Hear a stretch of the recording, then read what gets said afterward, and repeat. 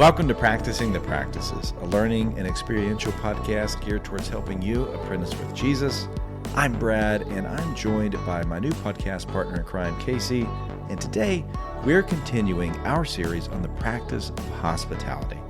Now, Casey, in our last episode, we just briefly introduced this concept, so briefly remind us, when we say hospitality, what is it not and what is it?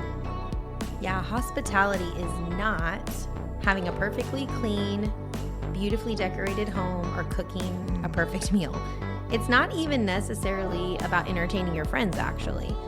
Hospitality is very simply welcoming the stranger, extending the welcome of Jesus to the outsider.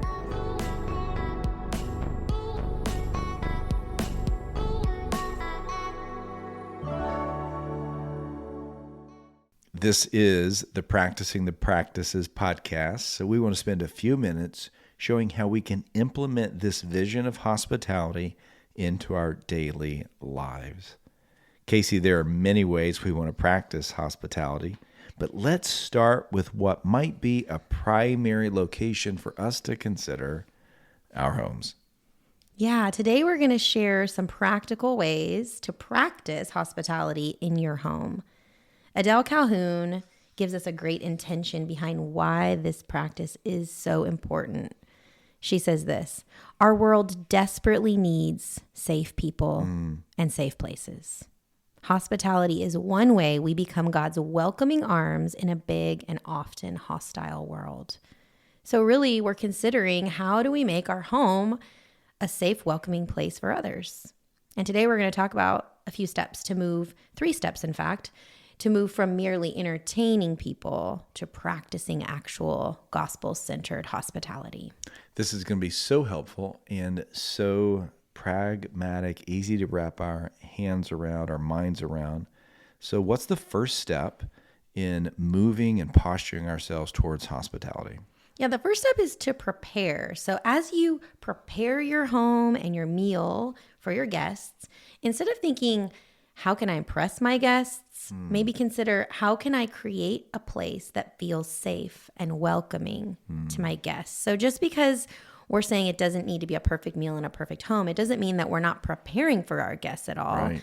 And there's just some different ways you can prepare for your guests to arrive. You could ask them about food preferences or dietary needs that they have. That's a way you could love them well and make sure that they have something that they can eat when they're in your home. You could allow them to bring something if they offer. This is a big one. I think sometimes we get the mind that, like, if somebody asks to bring something, it wouldn't be hospitable to let them bring something. We should do the whole thing ourselves. You're inviting them into some level of partnership. You know, it's one way to say, hey, you belong here. Like, yeah, you can contribute. Like, exactly. There's a mutuality to this. Exactly. And yes, of course, we often want to clean our homes when people come over. And I think there is a measure of hospitality in inviting a safe and welcome and clean place to people. But let's let our cleaning be more about creating a comfortable and inviting space than projecting an image of perfection. Yeah, the image of perfection. When you talk about safe, you're not talking about, like, you know, put up all the knives.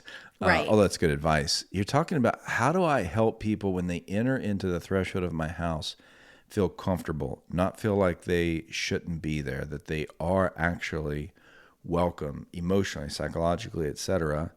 And there's a way in which perfectionism can actually create a barrier to people feeling welcome.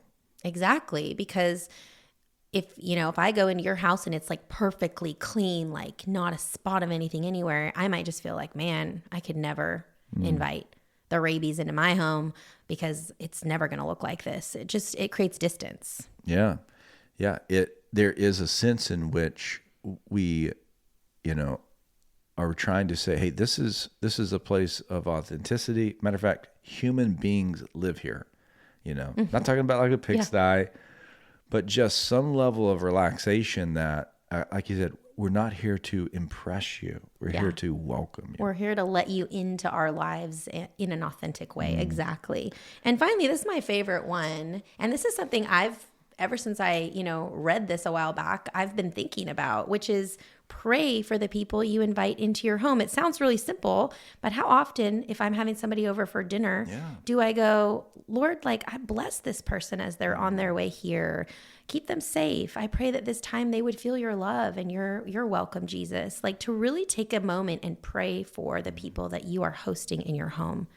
And this is just a great practice for us to develop, even as they're headed home. Maybe we pray for their safety as they're headed home and their week ahead of them.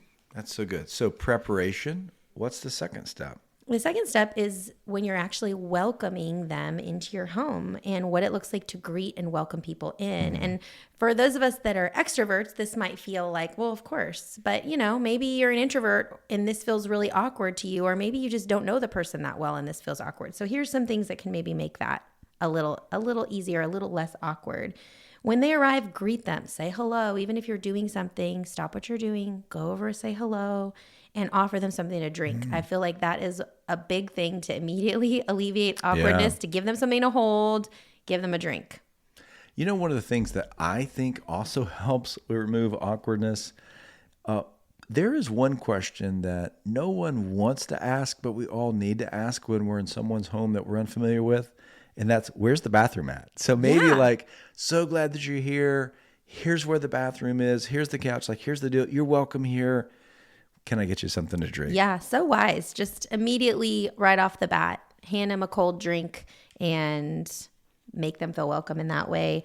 Another thing that I think comes up a lot is when somebody asks to help, kind of like the same idea of asking to bring something. So you have a guest, they say, hey, can I help with anything? Let them help.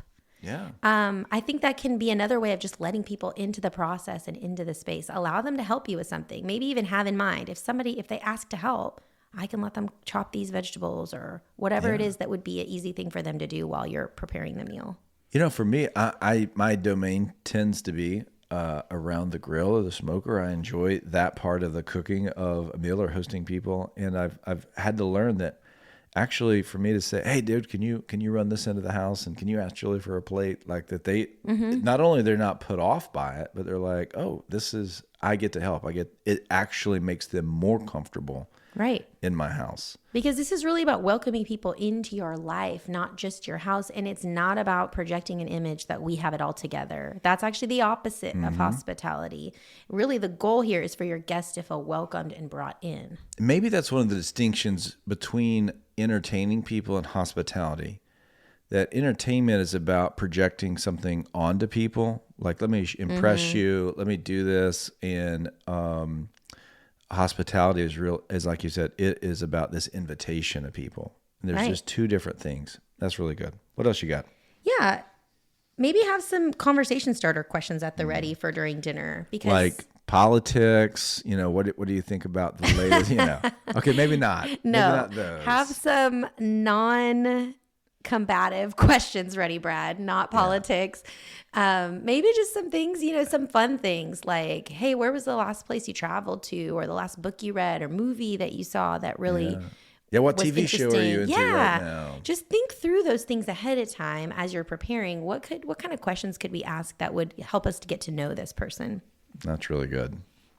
And then third, the third step is after the person leaves, the follow-up. So we had the preparation, we had the welcome, and then the follow-up. I already mentioned this, but maybe as they're leaving, as you say goodbye, walk them to the door, pray for them as they're on their way home. Pray for maybe some of the things that they mentioned while you guys talked during dinner, and that God would bless their upcoming day or week. And then follow up with a note or a text, letting them know how much you enjoyed getting to know them, things like that. That's so good. So, what's really at the heart of all of this? Yeah, I think when we think, why do we do this? Like, what is the purpose of this? Is it just another dinner we're having somebody over for? Or what's the why behind this? I really love this quote by Rosaria Butterfield. She wrote the book, The Gospel Comes with a House Key. Highly recommend. Great book. And she says this: radically ordinary hospitality shows this skeptical, post-Christian world what authentic Christianity looks like. And that's really the why behind this. That's so good. So, Casey, as we close out today, how can we, in this moment, not just kind of hear good information, but even begin to posture our hearts with a bent of hospitality towards the stranger?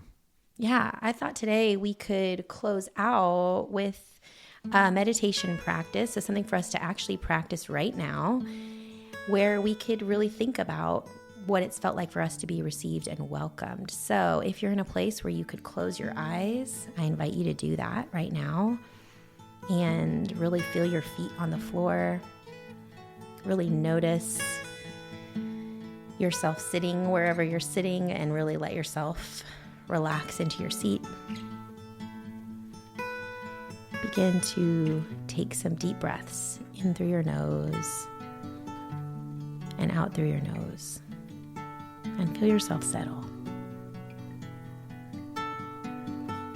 Just begin to think about a time that you've been received or warmly welcomed.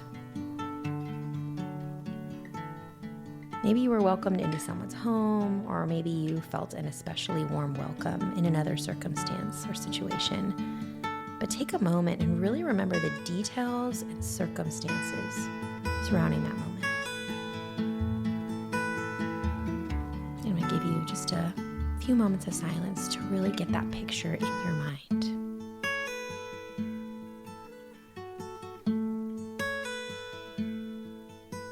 And as you engage with this memory of being welcomed, notice what emotions did this welcome stir up in you? What did you feel in this moment? How did it create connection between you and the one who welcomed you?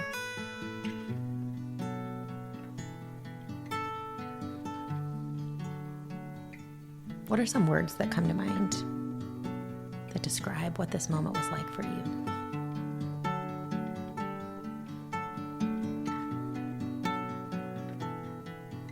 And as you think about what it felt like to be received and warmly welcomed, consider what that experience might teach you about the welcome of God toward you.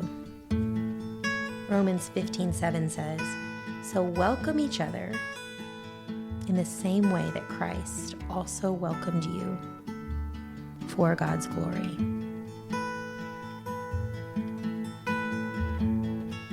What are some words that describe to you what it feels like to be welcomed by God, just as you are?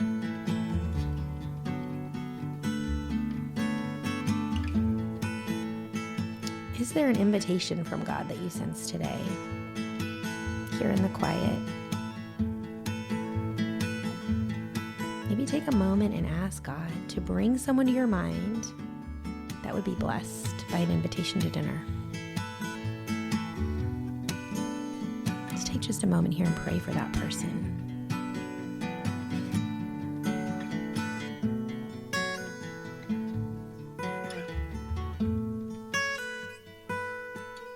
And if someone came to your mind, we really encourage you as we close out this episode today to pick up your phone and extend an invitation to them. Find a time to have that person over. Casey, thanks for that meditation. So helpful. And listeners, as always, we're grateful that you listened and practiced with us. Hey, make sure you receive future episodes of Practicing the Practices by subscribing on your favorite platform. Until next time, this is Brad on behalf of Casey. Grace and peace.